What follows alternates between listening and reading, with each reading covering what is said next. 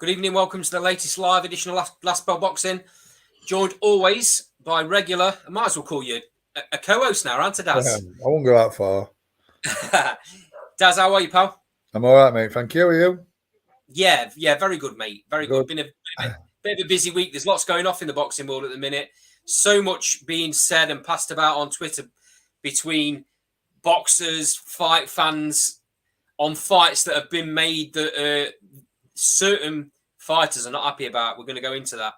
We've got a bit of a mixed bag this week, mate. There's not a massive card on in the UK. There's one tomorrow night on Channel 5, which we'll touch on later on. But first and foremost, I want to talk about the fight that's going off in Oklahoma. Early hours of Sunday morning. George Kambosos against Maxi Hughes for the IBO World Lightweight title. First and foremost, mate, talk a little bit about Maxi Hughes and his rise from where he was. Mate, it just shows you hard work pays off. Don't it just? You know, hard work pays off, mate. He never gave up. Never gave up. Grafting, and now he's getting his just rewards. And mate, he can pull that off tomorrow. Yeah. He can do that because, listen, Kambosos beat Lopez, right? So we're all thinking Kambosos is a monster. Lopez, he beat Teofimo Lopez. Oh, sorry, no, he didn't say, yeah. Lopez beat Lomachenko. Yeah.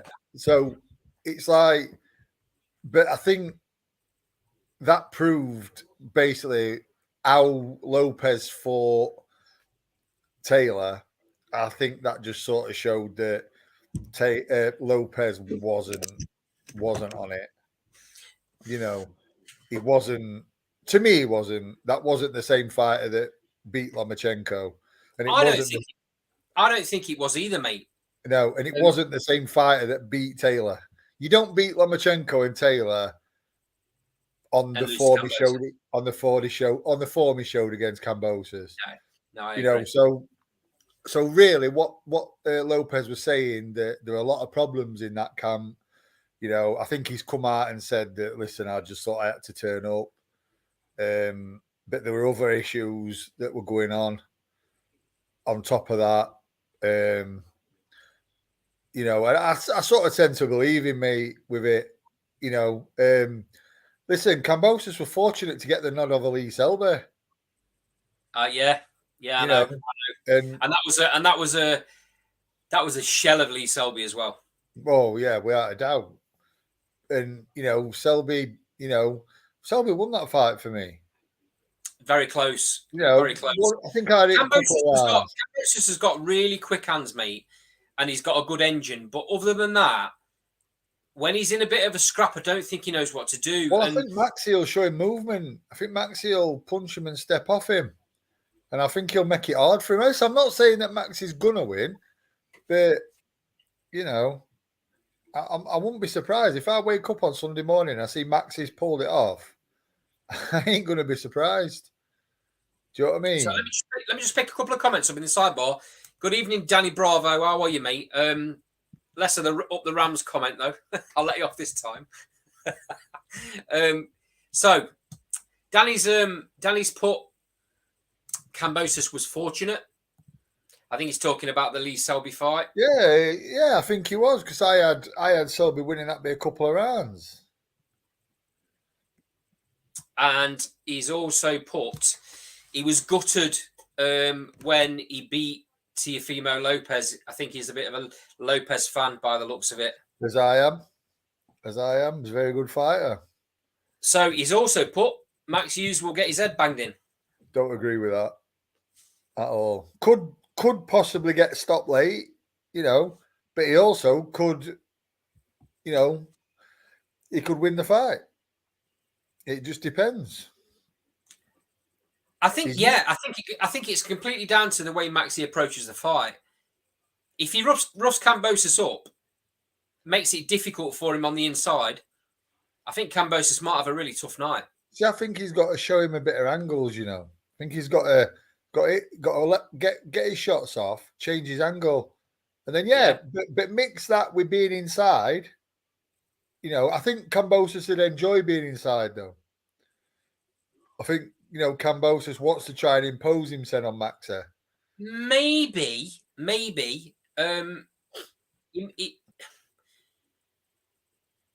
He likes getting his shots off inside, but does he like being roughed up inside?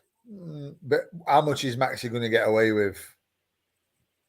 You know what I mean? I don't know till he tries, mate. No. You see, personally, with me, I'd just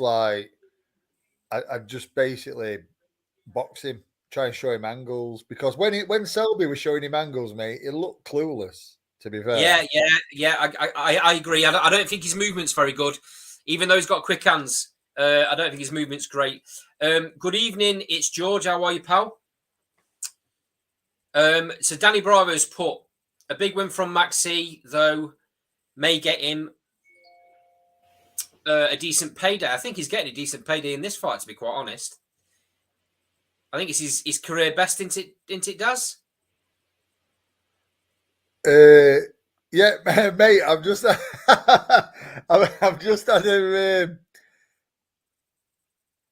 a. Sorry, it's thrown me a bit. I've just had a message. That it's George is my missus. She's actually at work. Oh, that's quality. I love that. She's actually at work on after, so it just popped up on my phone.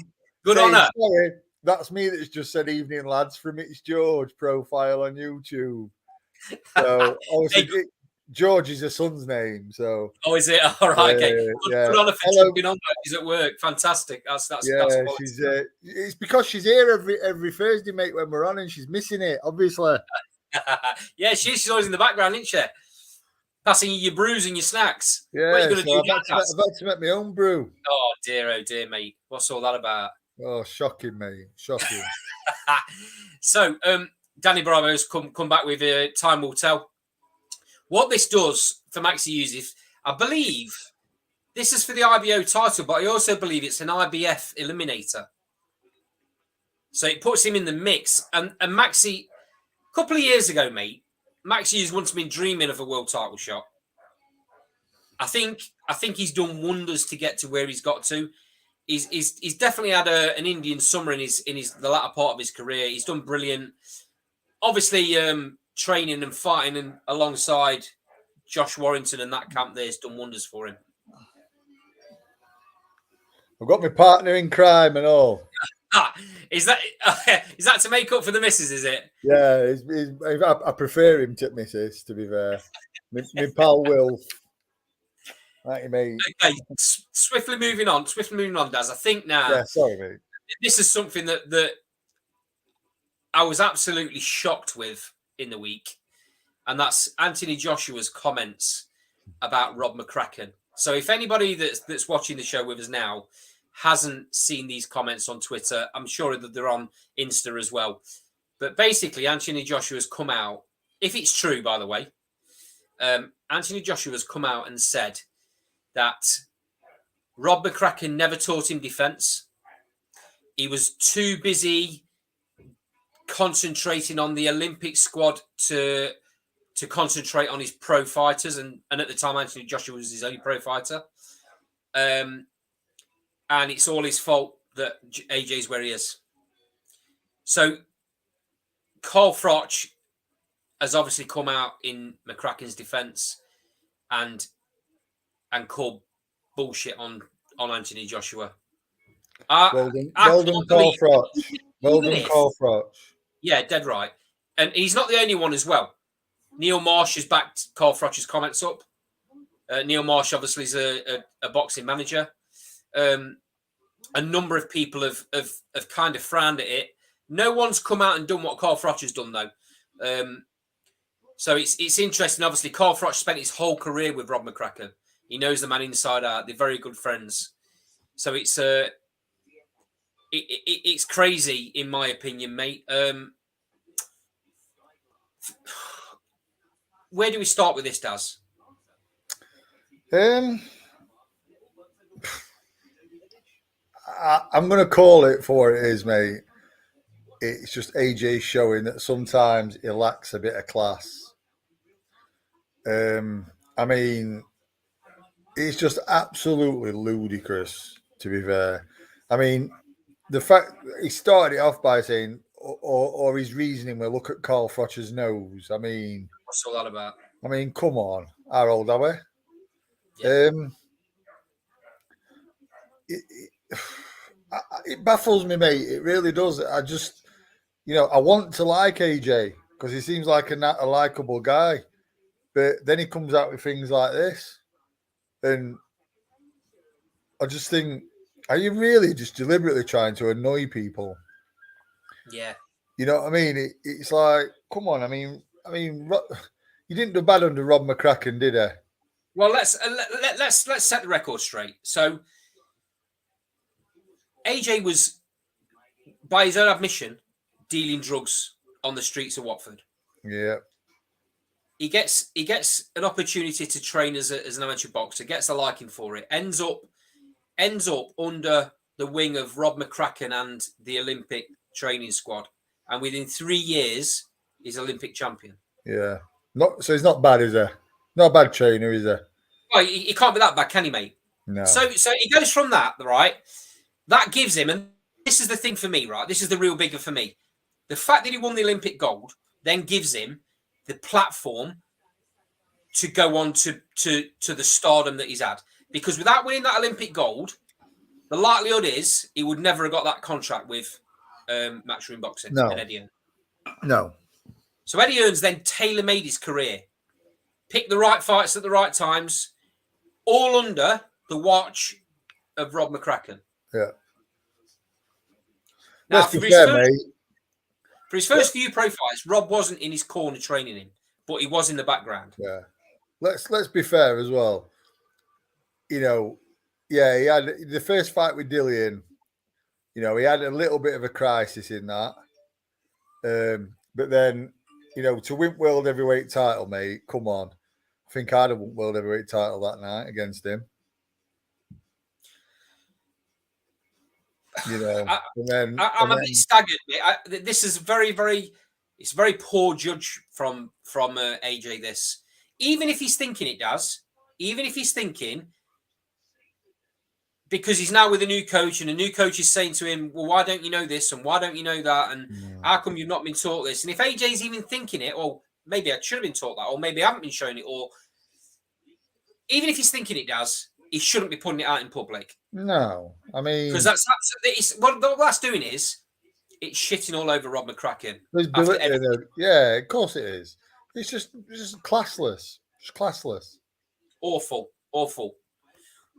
Well, I mean, time's going to tell now, but for me, AJ's mask's slipping a little bit here.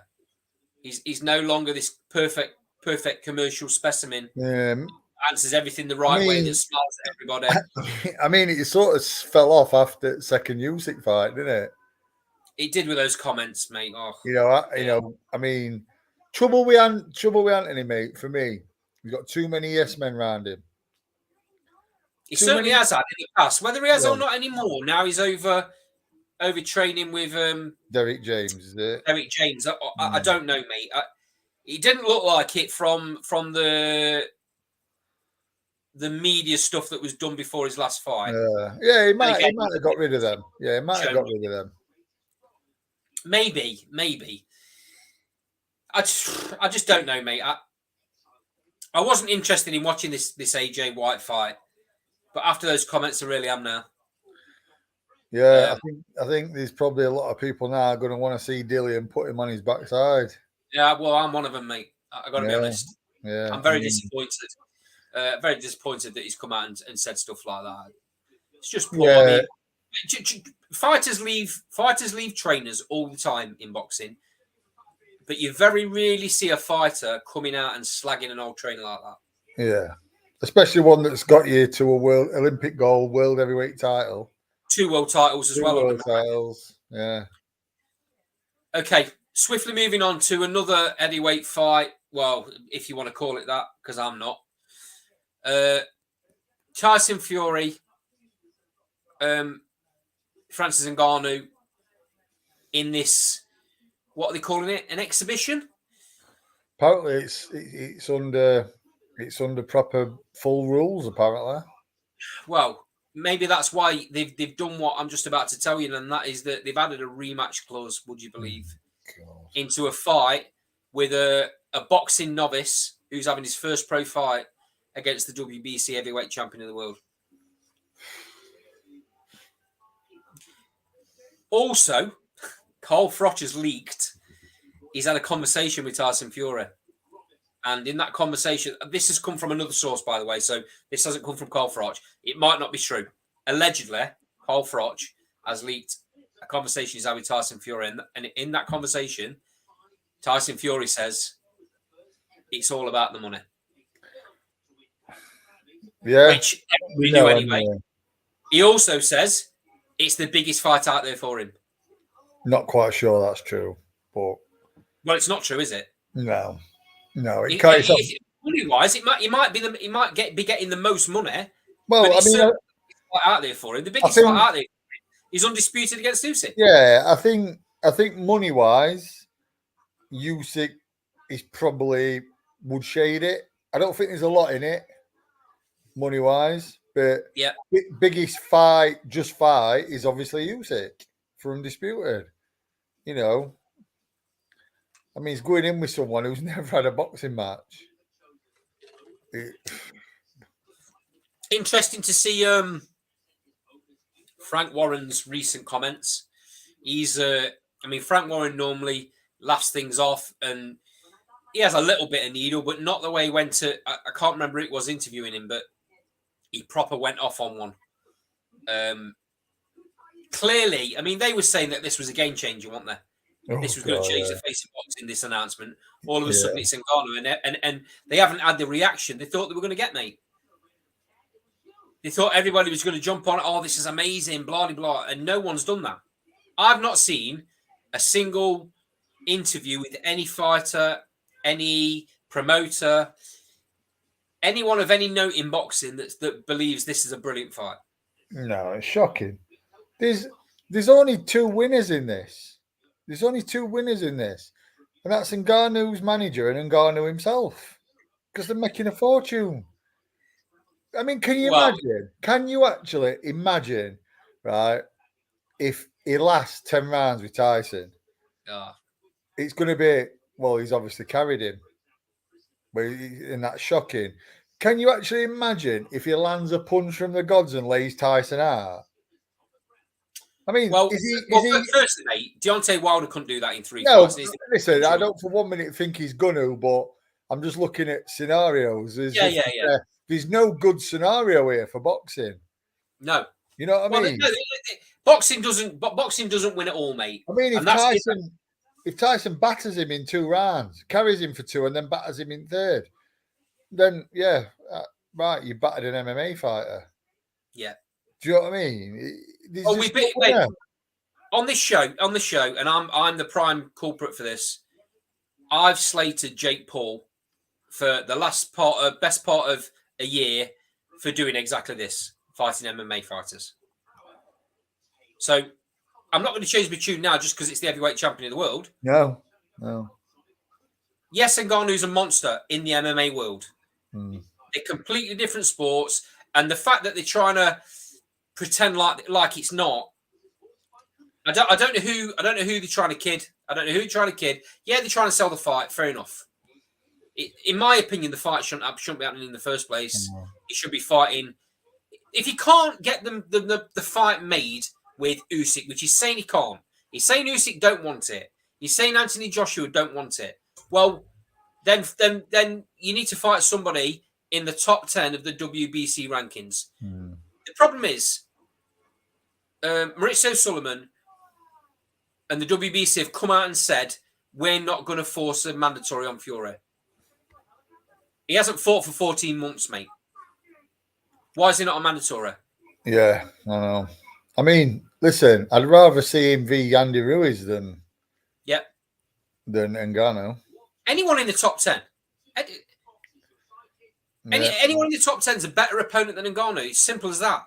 I mean, I'd rather have seen him in with Zhang than Ngannou. Yeah. You know, I don't know, mate. It's just baffling. I'd rather see him in with Daniel Dubois than Ngannou, and that's saying a lot. Yeah, Without a doubt, mate. Crazy, mate. Crazy, mate. So, okay. Swiftly moving on to the next topic. Fight that got made the other day. This is really interesting as well. Liam Smith, Chris Eubank Jr. 2. The fight itself isn't that interesting to me because I think it's a very simple repeat, in my opinion. Mm. I think Liam Smith has Eubank's number. What's interesting is that 2 days ago, Eddie Hearn did an interview and said categorically, Smith v Eubank's not been made because he was obviously wanting Eubank to hang around and wait for Ben, so that fight could get made. So Eddie Hearn's got a little bit of egg on his face over this because he clearly thought Eubank was going to hang around and wait and get the money, and that's not happened. So the fight's made 2nd of September, Manchester Arena. Break it down for me, Daz. I mean, I know Carl is of the belief that Eubank can't be as bad as he was. Even though he's a massive Smith fan, he still thinks he wins. I don't think it were a case of Eubank being bad. I think it was No, Smith's just a better fighter. Yeah. Just better all round. I mean, if you look at the first couple of rounds, I think Eubank got too much confidence in the first couple of rounds because Smith has always been known as a slow starter. Yeah. What he does is he weighs up the fighter, weighs up the opponent, even though he knows it. He weighs up the opponent on the night, figures out the weak spots, figures out the patterns, and then gets to work. And that's exactly what I think it's going to be a couple of rounds longer this time. You think Eubank's going to be a bit more cautious? Yeah. I think he'll be a bit more cautious. So it might take a couple more rounds, maybe 3. Listen, I wouldn't even be surprised in a points win this time for Liam. I won't be overly shocked in it, because I think Eubank will be a bit more respectful of Liam, a bit more cautious. Yeah. I just can't see how Eubank can beat him. He's just I not don't on the same level. Eubank's had no direction in his career whatsoever. No. Training wise, he's like doing it apparently all him. He's doing it all himself. I know he's had Ronnie Davis in background and all this, but apparently he's basically trained himself. Well, Eubank Senior admitted in an interview not long ago that Ronnie Davis has done in both his career and Junior's career. He's basically be there as kind of a drinks man or a Don't believe that for a second. Well, Rob, he's got so much experience, hasn't he? But Eubank Senior said something. I can't quote him exactly, but something along the lines of, he used to train himself, and that's why Junior's done it. I don't believe that for a second. I mean, why would you say it though, Gaz? Well, it's Eubank, isn't it? Yeah, you know what I mean? I don't believe it for a second, because if that's the case, mate, you don't beat Nigel Benn. You don't do what he did, mate, training yourself. I don't think so either. Don't happen. You know what I mean? You can't, because you can't see things. Do you know what I mean? You can't. It's all right training yourself and getting yourself super fit and everything, but you can't see the things you're doing wrong. No. That's what your trainer's there for. I mean, listen, let's just pick someone who's supremely gifted. I'll tell you what, we'll go back in time to probably the greatest ever. Well, in fact, he is the greatest ever. Sugar Ray Robinson. He had a trainer. Do you know what I mean? Ali. Muhammad Ali had a trainer. Roberto Duran had a trainer. Yeah. Harry Greb had a trainer. And listen, everyone I've mentioned there is vastly superior to Chris Eubank. Yeah, by a long way, yeah. Vastly superior, yet they had a trainer. So what Chris Eubank did, he was a world-class fighter. Don't get me wrong, he's a good fighter. But you don't. I don't like bringing this fight up really, but it's like the Eubank Watson, the second one. you don't beat Michael Watson. Listen, I know he was losing, but you don't have the mentality that he had up until the end. He lost near enough every round, but he still thought he was gonna, and getting put on your arse as well. Yeah, he still thought he was gonna win. If you're training yourself and all Ronnie Davies is doing is giving you a drink, listen, why is Ronnie Davies slapping him then? Is it because he's drinking wrong? Do you know what I mean? Did he take two gulps? Mate. Did he take 2 gulps instead of 1? I agree, mate. I agree. Come on. I mean, listen, I'm a big fan of Eubank Senior. Really am. Iron chin, big punch. He had it all. He had it all. It's just unfortunate that happened to Michael. It didn't just end Michael's career. For me, it ended Chris Senior's career. Just on that, mate. Had Michael Watson had that tragedy not happened, where do you think Michael Watson would have sat in that trilogy of fighters? Ben Eubank. Michael Watson, the best outlaw. I think, I agree, mate. I think Michael Watson. But I mean, he knocked Nigel Benn out with a jab. Timed it, and he was just superior to him. He was very clever in that Ben fight. He wore him out, didn't he? Yeah, but listen, when Mike McCallum's fighting, and Mike McCallum's saying, I don't want to go back in with him, that says something. Yeah. Do you know what I mean? That's a big compliment. But, Yeah, I agree. It's such a tragedy. I think he was the best of the lot as well. And listen, I tell you what, mate, as well, on the super middleweights, and it's an interesting story, to be fair, but the best of the lot, mate, for me, had circumstances not happened, would have been Gerald McClellan. You can read on it yourself with Emmanuel Stewart. Emmanuel Stewart tells a story. Joe McClellan was with him from 13, 14, I believe. Joe McClellan was sparring Tommy Hitman Hearns at 16. Wow. And Emmanuel tells a story that Tommy Hearns hit Gerald with a 1-2 left hook or something. Gerald got arse on, basically steamed in to Tommy, walked straight into a Tommy Hearns thunderbolt right hand, and just laughed it off and went at him. Oh. At 16. And Emmanuel Stewart says he had he's a perfect fighter, perfect fighting machine. He was long, lean. He had, skills. I think Emmanuel Stewart said he was one of the best he's ever seen at going from head to body to head. Right. He did it, transitioned really.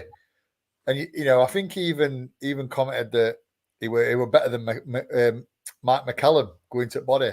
I mean, Mike McCallum's nickname was Body Snatcher. Yeah. So he rated Gerald massively, and he just basically said that had Gerald not left him, because I think he beat Roy Jones Jr. 3 times as an amateur. He basically said that had Gerald not left him, Gerald would have probably been dominant force at middleweight, super middleweight. I mean, let's be fair, mate. It backs it up that he beat Julian Jackson. Yeah. Julian Jackson probably one of the most fearsome punchers that's ever lived, pound for pound. Julian Jackson hit him on chin, mate. Never even touched him. And then there's a story that when he fought Nigel Benn, he had to basically lose a lot of weight. That makes sense with the injury, don't it? Yeah, I think what he did is he blew up. Obviously, he was a big middleweight, and by all accounts, he blew up to big. And then the fight got announced at a Rush. I think Don King basically says you're fighting Nigel Benn for WBC super middleweight title, because I think Gerald was WBC middleweight champion, and he said I don't think there was much notice, so Gerald had to boil a load of weight off. But I think there's interviews. I'm pretty sure there's interviews with Gerald basically saying Nigel Benn's not going 2 rounds with me. So he wasn't overly worried. Now, he nearly didn't. No, I mean, to be fair, mate, if you watch it back, he should have been stopped in that first round. He had a long count. He did have a long count getting back in the ring, but let's not No. Well, dismiss. I'm just coming to my Nigel next Benn's- point. No, I'm All just right. coming to my next point. My next point was going to be take nothing away from what Nigel Benn did, because that man faced the devil that night and came out smiling. That ended Nigel Benn's career. Yeah. He wasn't the same far after. As the Watson tragedy ended Eubanks, the beating he got and the damage he suffered. Listen, I don't think Arturo Gatti and Mickey Ward had the injuries that Nigel Benn had that night. It's the most brutal fight I've ever watched, Mate, I'm quite pally with Peter De Freitas. And he said that I'm sure it was Peter that told me, I'm pretty sure it was. He said that, when he took Nigel to hospital, because he collapsed. Tony Tucker, the infamous Tony Tucker, one of the Essex boys who was shot, he actually had to carry Nigel from the ring to the dressing room. He was peeing blood for like 2 to 3 weeks. And I'm sure it was Peter that told me. I'm sure if he sees this, he'll text me and correct me if it won't. But I'm pretty sure that when he was taken to hospital, the physician, after Nigel had been checked over, had scans, everything, the physician said he's seen people in 70-mile-an-hour head-on smashes with less injuries than what Nigel had. Wow. I might have got the 70 mile, I might be 60, 50 or whatever. But he said a lot of people won't know the Nigel Benn injuries and the side of the fight where Nigel Benn got hurt, because everything was straight on McClellan. I mean, by all accounts, if I can remember right there, what I was told, there was damage to his spleen. There was obviously smashed ribs. He had a bruised lungs. His liver. I'm sure. Is it your liver that repairs itself? I don't know. I think it is, or I don't think it's your kidneys. It might have been one of it's either your kidneys or your liver that repairs itself, and the organ that repairs itself had been split under force of McClellan shots. That's just nuts, mate. The other organ, whichever it went, was severely bruised. But he had bruised lungs, everything. I mean, he was peeing pure blood apparently for 2 to 3 weeks. Had to be bathed. I think it was Tony Tucker who had to bath him for a week or 2 after the fight. I mean, listen. Some of these, what I've been told, might be exaggerated. But I don't think they were. Word of mouth and all that, yeah. I mean, if it was off Peter was there. Right. Do you know what I mean? Peter was his manager. So sometimes with stories like that, things over the years they get expanded on a little bit, don't they? But he was in a bad way, mate. He was in a very I way. heard the same. I heard the same, mate. He was in a bad way. I think he even says, Nigel, I'm sure I read somewhere when he actually said that there were times he just prayed for death. He was in that much pain, couldn't move, just couldn't move. Like, everything he did just hurt, and it was like excruciating. So yeah, we've got to give Nigel credit, obviously, for that, because I mean, absolutely, but I mean, you can take it both ways, can't you? I mean, Nigel to come through it, and I mean, how hard must Gerald have punched? I mean, absolutely. Crazy.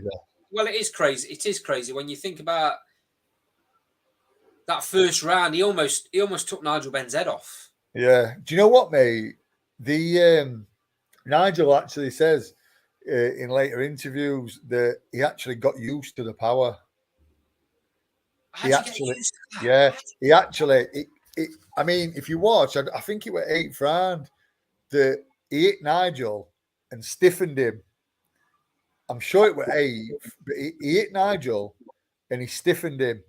He hit him again, and Nigel says he woke me up. He says, literally, I was out on my feet. He says, and looking at it, you know, I'm like, can't remember him hitting me, but I've seen it on video. And then I'm like this, and then bang another, and I'm like, right, you fucker. And it says, then I went for him because he says, looking at it, he must have put me almost to sleep, stood up, hit me again, and woke me up. You know, I mean, if you look in the first round as well, mate, I think it was the first round where he smashed Nigel's ribs with them body shots. Yeah, maybe, mate. Do you know what I mean? Yeah. And then Nigel said that he just got used to it.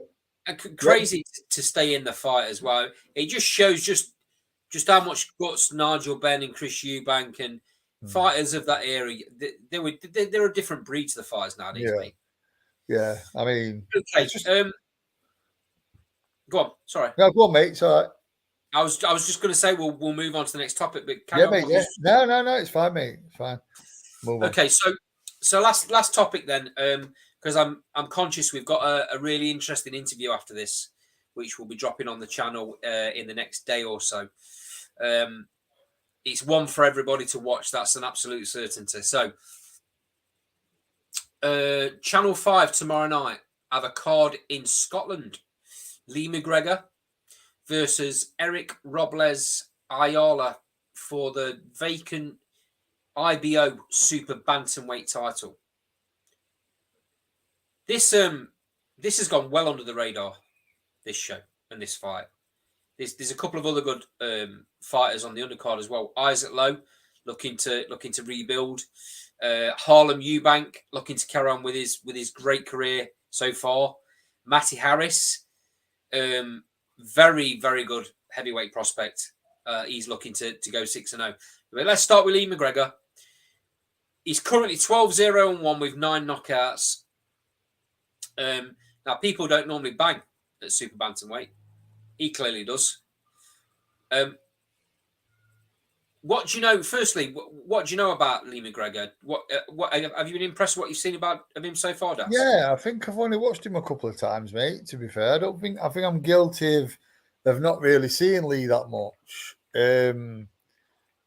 But yeah, from what I have seen, trained by Ben Davison. He was trained by Grant Smith, weren't he? Oh, okay. Or was he? I don't think he is now. Was he trained by Grant Smith? He might be with Ben.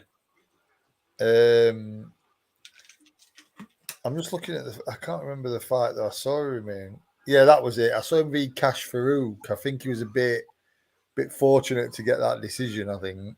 Right. But I mean, Cash has actually had to retire since, hasn't he? Yeah. But yeah, that was it. It was a close fight, but I thought Cash sort of did enough. But yeah, I mean, he stopped Thomas Isomba, so he's obviously a bit of a banger. Yeah, he seems to be growing into the weight and improving fight after fight. Yeah, I mean, he's coming off a draw with Diego Ruiz, I think. Yeah, who beat Gamal Yafai, so that's decent company in itself, isn't it? Yeah. He's a good fighter. He's a good fighter from what I've seen. I mean, by no means were it an absolute robbery against Cash Farouk. It weren't, it weren't like, oh, it's corrupt and all that. It was a close fight, but I think just one of them I had Cash winning by a round, I think. Okay, someone else on the bill does that's really enigmatic as a fighter, speaks really, really well. Myself and Carl had the pleasure of interviewing him at a Channel 5 card in Liverpool. Matty Harris. He's got some character, this lad, mate. He's currently 5-0. He's going in against, and I apologise already for this pronunciation, Devish Chenko, I think it's pronounced, who last time out, again, apologise for that, Devbizchenko. Anyway, something along them lines. Last time out was in with the fighter that everybody's screaming about in the heavyweight division, in Moses Itomu. Moses took Moses to points. So it's going to be really interesting to see how Matty Harris fares against him. Because, like I say, he's going to want to do a better job, isn't he? he's going to. Well, yeah, of course. He's had a couple more fights than Moses Tomu, but he certainly hasn't got the backing that Moses Tomu's got. No. But he's such a great character, mate, and he's brilliant in interviews. He's brilliant. He's very, very confident as a fighter. Only a young kid as well, isn't he? He is, mate. And this is when we were talking about British fighters coming through on the last show. This is the fighter that Carl picked as the next big British heavyweight. So I like Matty Harris a lot. He's one of them, mate, that once you meet him, you think he's a fantastic kid, and he comes across that way. So it's going to be very interesting to see this fight. I'm going to watch this, and like I say, I'll be cheering for Matty Harris because I think he's a real nice fella. Isaac Lowe, who in recent times has not had the best of luck. You know, he's had some tough fights. He's currently sat at 22-2. He's in against Jonathan Santana, who's not as experienced. So this is one for Isaac to help Isaac rebuild, let's say. Isaac obviously fights out of the Fury camp. Is he? Do you think he's in danger of kind of falling into that shadow and not really finding his own pathway? I think Isaac's trained by Jimmy Harrington. I don't think Isaac's trained by Sugar Hill. I don't know. I'm not saying he's trained by Sugar Hill. He's obviously quite a lot. He's related to Tyson, or they're really good friends. He's one. Yeah, I'm sure he trains with him quite. Yeah. You see a lot of them videos that Tyson. Yeah, they're together. Yeah, they train together a lot. I think, or they're in the same camp together. Yeah. And I actually think they're related, mate. To be fair, might be mistaken. But yeah, I like Isaac, but yeah, he has been in some tough fights. Just come up short, hasn't he? In a couple. Yeah, just recently when he's moved up to that next level, he's fallen a little bit short. But that don't mean he can't come again. Of course, it doesn't. He's not. Look at the fight we talked about at the very top of the show, Maxi Hughes. Yeah, exactly. He had 5 losses on his record, and look at what he's done. Exactly. Look at where he's been. And I think Isaac's the type to keep going as well. Yeah, I agree. He believes that he belongs, so I think he'll keep going. Okay, last fight on this card then, before we draw the show to a close, mate. And that's Harlem Eubank. He's going in against Ishmael Ellis. So Harlem sat at 17-0. Ishmael Ellis is 14-4. I couldn't see on BoxRec, mate, how long this fight was over. So I don't know if it's a 6 or 8 rounder. I think it's about time they started pushing Harlem. He seems to not be getting anywhere fast, and I think all the skills there. I'm not sold on him, mate. If I'm honest, are you not? No. Yeah, he's a decent fighter, but I don't think he touches Azim and Dalton Smith. No, possibly not at all. I think the only thing he could probably do is go another route, look for another route, and then maybe try and pick a title up. But to be fair, mate, for him to be in mix in future, I mean, I think if Dalton Smith fights him now, it's a step back for Dalton.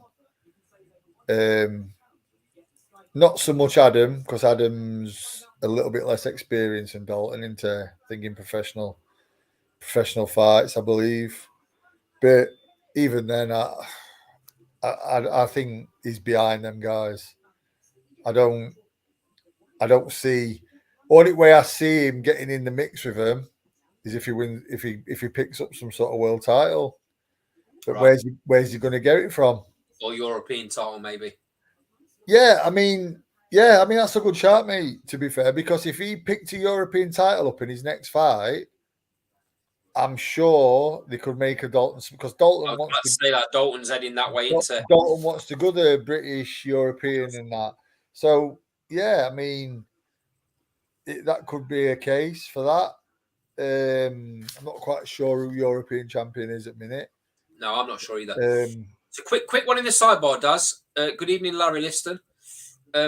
He's got a comment on Max Hughes. Max Hughes is pretty underrated. With Kambosos on the slide, he might get an upset. I'm still undecided on who to pick. I see Kambosos as a B-level guy who got lucky. Definitely cheering for Maxi. A little bit like what you said, that you think Kambosos didn't face the best Teofimo Lopez in that fight, and he maybe made him look a little bit better than he actually is. Yeah, to be fair, mate, I think so. Interestingly, I heard, I don't know what I saw this on. It might have just been a Twitter account, but that apparently Adam Azim is watching this Kambosos Maxi Hughes fight, wanting to get the winner. Is that a bit soon for Adam Azim?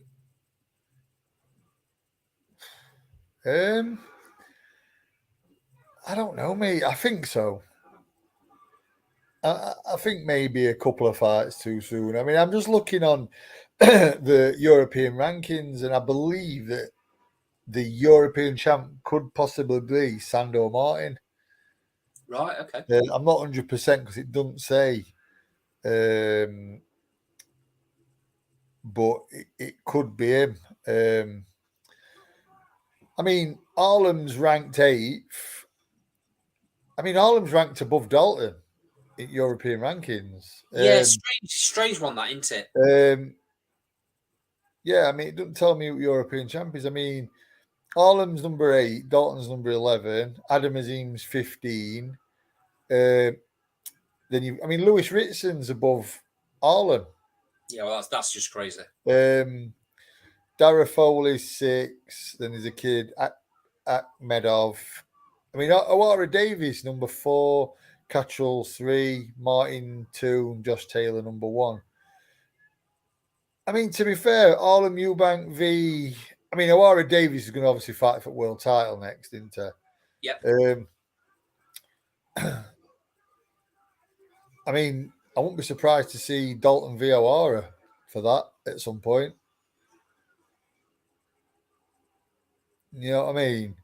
If Sandor Martin is the European champion, I'm not sure Eubank beats him. Right. So what? I rate Arlem Eubank. I think he's got all the skill in the world. I just don't think I don't think he's with the right promoter to get him the push that he needs, mate. That's my. I just think there's a bit of something lacking, mate. I think there's a bit of power lacking, and he tends to do silly things with his feet when he's under pressure. Tends to just look a little bit unorganized. Right. Okay. A little bit disjointed with his feet. Not a lot. Don't get me wrong. I've never noticed that. I'll pay attention to that one. Not a lot, but you know, if he's caught up close, yeah. Sometimes looks. I mean, listen, I've only seen it happen 3 or 4 times, and I've watched like 3 or 4 of his fights. So I'm probably being overly critical on him. Right. But just he does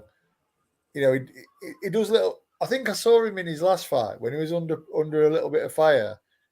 He sort of like went for a jog. Went for a little to other side of the ring. Might have been another fight, but I've seen him do it. And listen, as insignificant as that seems to people, might be thinking, well, he's just being overly critical, but it's energy.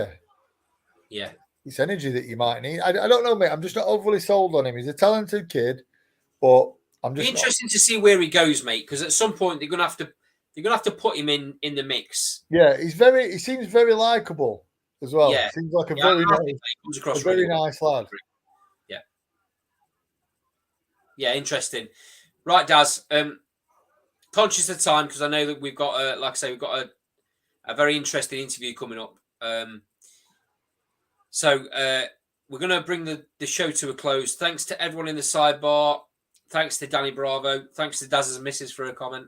Thanks to Larry Liston. You're all welcome, obviously, at any point to join us on screen if you feel like you want to. This show happens every single Thursday at 7 o'clock. So look out for us next week, and we'll see you soon. Thanks for joining us.